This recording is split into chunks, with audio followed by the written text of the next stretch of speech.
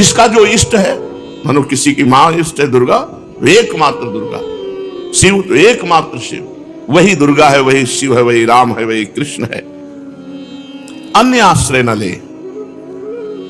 दूसरे आश्रय लोगे तो टिकेंगे नहीं, वो नष्ट हो जाएंगे। भगवत आश्रय टिकेगा। भगवत आश्रय मिटेगा नहीं और दूसरा टिकेगा नहीं, तो दूसरा ले ही क्यों, सीधे भगवान का आश्रय ले। अगर किसी और का आश्रय लोगे तो अंतहि तो ही तजेंगे पामर, तू न तजय अबहिते, मन पचितई है अवसर भी।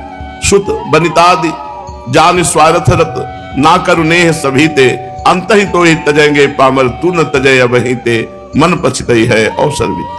बहुत सच्ची बात है। अगर ये समझ में आ जाए, हमारा दिल हृदय मारा घूम रहा है, कोई हमें प्यार करे, और प्यार समुद्र कह रहे आओ मैं तुम्हें प्यार करूंगा, उधर जा ही नहीं रहा है। अगर प्यार समुद्र भगवान से प्यार कर ले तो निहाल हो जाए। उपनिषदों में आता है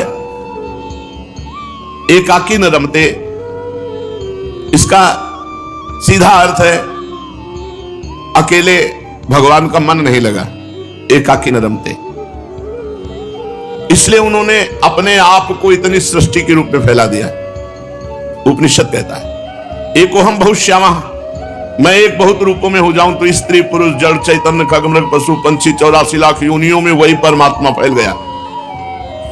भगवान का संकल्प हुआ एकोहम बहुत श्यामा, मैं एक से बहुत हो जाऊं, एकाकी न रमते, तो वो इतने रूपों में हो गया। सब शरीरों में भगवान को प्रिय शरीर है मनुष्य शरीर। मनुष्य का निर्माण शरीर का जब किया तो भगवान को लगा कि 83,99,999 योनियों को भोगते भोगते जब मनुष्य शरीर मिलेगा तभी अपने स्वरूप में आ जाएगा, साधना करेगा और मेरी प्राप्ति कर लेगा। भगवान ने मनुष्य को ऐसी योग्यता दी है जिससे वो भजन करके ज्ञान प्राप्त करके इस संसार से मुक्त हो सकता है, भगवान की सेवा करके प्रेम प्राप्त कर सकता है। ये संसार की आवश्यकता की पूर्ति के लिए मानव देह नहीं मिला, ये भगवान की प्राप्ति के लिए मिला है। भगवान की भूख तुम्हारे अंदर है, लेकिन उसकी पूर्ति तुम भोगों से करना चाहते, इसलिए कभी नहीं मिटेगी वो। मुझे सुख चाहिए तो हम खूब भोग रहे हैं, लेकिन वो नहीं मिल रहा जो चाहिए। वो चाहत ज्यों की त्यों बनी हुई है, क्योंकि उसकी पूर्ति होगी भगवान की प्राप्ति से, वो भोगों की प्राप्ति से नहीं होगी। भगवान की भूख भगवान की प्राप्ति से मिटेगी, भगवान की भूख भोगों की प्राप्ति से नहीं मिटेगी। भूख है भगवान की, हम अनजाने में भागे चले जा रहे हैं भोगों की तरफ कि वो भूख मिट जाए। सब भोग भोगते हैं लेकिन फिर वही भोगने की चाह। क्यों? क्योंकि हमें भगवान की प्राप्ति से वो भूख मिटेगी, ये पता नहीं है। हमें पता है कि ये जो मेरी सुख भोग की चाह है ये संसार से मिटेगी, तो भागे घूम रहे, रुपया पैसा स्त्री धन मकान सब भोग रहे, वो मिट्टी नहीं रही, क्योंकि वो मिटेगी भगवान से। भगवान की भूख, जब भगवान मिल जाएंगे तब निहाल हो जाओगे। तुम्हारी भूख केवल भगवान से मिटेगी। और किसी को भी भगवान ने ये योग्यता नहीं दी 83,99,999 योनियों में कि वो साधना करके भगवत प्राप्ति कर ले। ये देवताओं को भी सौभाग्य नहीं है। भगवान की भूख केवल मनुष्य शरीर में प्रकट होकर के साधना करके भगवान की प्राप्ति की जा सकती है। मनुष्य देह की भूख है भगवान, और भगवान की भूख है प्रेम। भगवान के प्रेम के भूखे हैं भगवान। और प्रेम तब प्रकट होता है जब सर्वत्र से मन हटाकर एकमात्र भगवान में लगा दिया जाए। सर्वत्र से मन तभी हटता है जब खूब सत्संग सुने और ये विवेक जागृत हो जाए कि हमारी मांग भगवान है, ना कि संसार। प्रेम एक ऐसी विलक्षण चीज है जिसकी आवश्यकता चराचर सबको है। एक होती है आसक्ति और एक होता है प्रेम।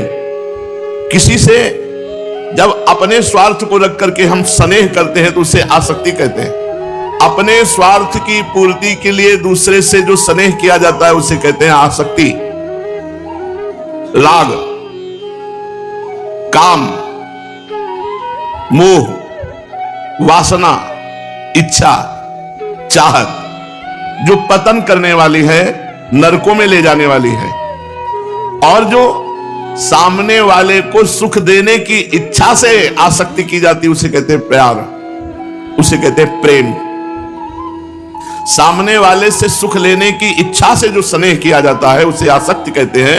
वही काम कहलाती है, वही राग कहलाती है, वही मोह कहलाती है, ये नरक ले जाती है। और जब सामने वाले को सुख देने की हमारे अंदर स्नेह वृत्ति होती है उसे कहते हैं प्रेम। सुख देने का भाव प्रेम कहलाता है। आसक्ति में लेना, काम में लेना, राग में लेना और प्रेम में देना, प्राण दे देना, तन मन दे देना, सब भाव। दूसरों को सुख देने की केवल भावना मनुष्य शरीर में बनाई जा सकती है, अन्य किसी योनि में नहीं। भगवान ने मनुष्य को इतनी सामर्थ्य दी है कि वो भजन से दुनिया मात्र का कल्याण कर सकता है। एक भजन करके पूरी दुनिया का कल्याण कर सकता है, इतनी सामर्थ्य दी है। अपना कल्याण कर ले ये तो बात सहज है, पूरी दुनिया का कल्याण सातरति सा लोकांतार्यति। इतना ही नहीं, मनुष्य शरीर भगवान की आवश्यकता की पूर्ति कर सकता है, भगवान की आवश्यकता की पूर्ति।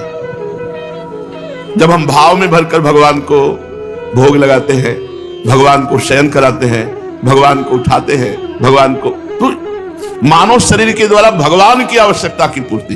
भगवान की क्या आवश्यकता है? भाव। भाव का भूखा हूं मैं, भाव ही एक सार है। भाव से मुझको भजे तो भाव से बेड़ा पार है। भाव बिन सुनी पुकारे मैं कभी सुनता नहीं। भाव पूरी तेरी ही करती मुझे लाचार है। भाव का भूखा हूं मैं। भगवान की आवश्यकता है भाव, और ये भाव मनुष्य शरीर में ही भजन करके बनता है। श्री राधे राधे। प्रिय दर्शकों, आज का सत्संग आप सबने तो पूरा देखा है। प्रेमानंद महाराज जी के प्रवचन सुन के आपको क्या क्या सीखने को मिल रहा है, कमेंट में जरूर बताएं। प्रेमानंद महाराज जी के प्रवचन सुनने के लिए कृपा दर्शन यूट्यूब चैनल को जल्दी सब्सक्राइब कर लें। फिर मिलते हैं एक और नए वीडियो के साथ। धन्यवाद।